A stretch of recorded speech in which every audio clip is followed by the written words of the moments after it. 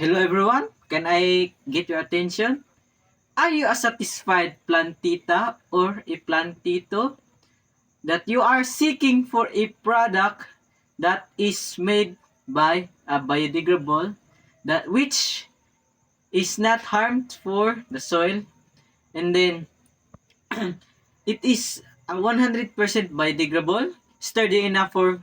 plant transplanting, and then it is a eco-friendly. I know that some of you wants that kind of product, which I and my team that are serving this product, where we are the student of Central Mindanao University, are creating a product for you plantito and plantitas to be satisfied in this kind of what which we call it is a pot, which it is 100% biodegradable. And also, the reason why we created this is because me and my co-team have seen a lot of plantito and plantitas that is using a harmful, and it is a pot that is made of plastic. It is very cheap, to buy it, and it is, and by the way, it is cheap, but the reason it can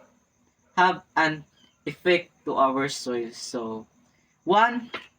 this product, what which we call EcoBoo, is this we supply it because we think that this product will help a lot of people to not only to reduce the harmful effect of plastic, but the reason we created is because people can adapt this kind of product, which it is made of bamboo, and the bamboo is it is rapid when it comes to growing, and it is very easy to get a bamboo, which it is a great kind of pot where we will use it as a pot for a nursery pot from substantial farmers, and even to a big farmers that corps with big ideas. So this product would help millions of people to reduce the pollution in our soil, because plastic has a big impact towards our society, not in our society but in our economy right now. Research says that 85% of the people are using plastic pots, where it we could say it is cheap because the cost of the plastic pots is very low, and we all know that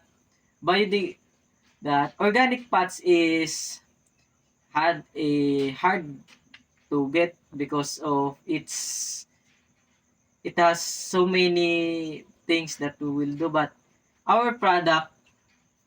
in here I produce to you is very safe, and we want our mission is to rebuke the world from being polluted to reduce its pollution, and then that's all.